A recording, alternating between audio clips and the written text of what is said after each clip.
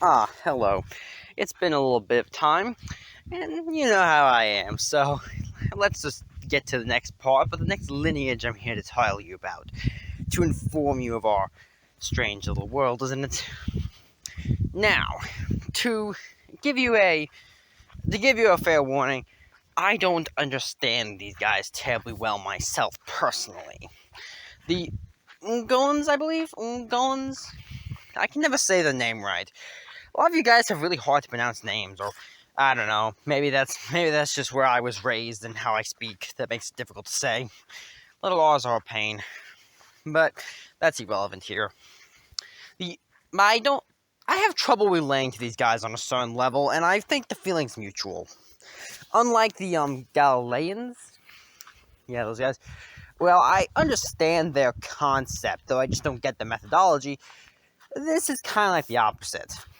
The Umgoans, are probably they have a very worldwide appeal. Unlike some, they have their origin story, of course, but if you look very carefully at their stories and history, you see they are much more universal than some of the other ones. Some of them having more concrete places and times when they were made. The Frankensteins were made in the 1800s. The Osiris's come from, ancient Egypt. The Galileans come from ancient Greece. But you guys are no, not you guys. The Ungolans are a bit different. They have a very universal, common appeal. And by appeal, I mean where they show up. You see, their gimmick is that they're partially tied to the Twilight, or the spirit world, or the other world, or the Umbra, or the ghost world, or whatever you wish to call it. It matters not what you name it by, simply that you know it exists. This is the place where spirits roam, where the souls of the dead sometimes find, or their psychological echoes sometimes manifest themselves, and sometimes truly alien entities that you have never encountered before and never been human or alive or anything. Heck, though I personally prefer to call it the Umbra, but, to each their own, and I shall refer to it as the Umbra from here on out. The Umbra often has physical manifestations, or spiritual if you wish, of places. An old tree might still be there. A place that has significance to people for long enough, even when destroyed, may still exist. This is the world of the Umbra, the world of spirits and the beyond. And this is where the Ungolans can see. They can see the ghost and the spirits and all these things. They are acutely tied to this place.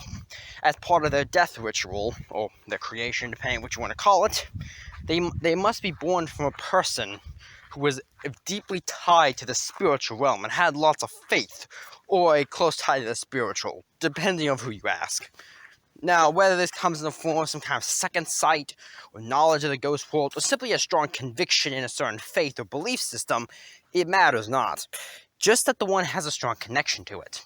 Then, when someone performs the proper ritual, or improper, depending on how you look at it, in Ungol, the ectoplasm will tear the body apart, and then reform it into, an Ungol. Ungol's. I'm sorry, I'm really trying here. And they have, of course, the ability to see. They understand how spirits work. They want to eat, they want to grow, they want to get more powerful, and want to make more of them. However, they are also acutely aware of their own lack of a soul.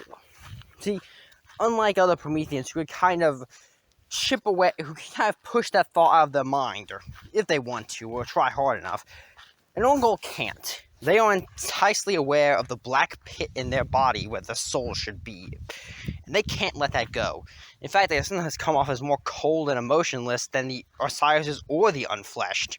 Yes, the superlogical ones and the robots sometimes come off as less mechanical than these guys. Let that sink in. Anyway, they, of course, they're a lot of times in their journeys, they must, of course, learn how to be human, in the sense of they have to learn how to be alive, how the human interactions, why the natural inclinations, should they fail or go farther from the pilgrimage, is to act more like a spirit. Simple. They sometimes prefer the spirit world in many ways. Of course, it's not always welcoming.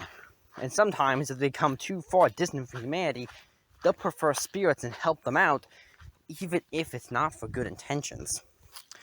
They're an interesting group, I must say. Their ties to the Umbra, as I prefer to call it, is interesting. I find it interesting, although I sometimes wonder how little of a soul they truly have. But, I guess that's one to each their own. But that's all here or there. Let's move on. They are an interesting group, but we're getting close to the end of our lineages talk, and the next one should be interesting. Although you're gonna have to get a bit more modern.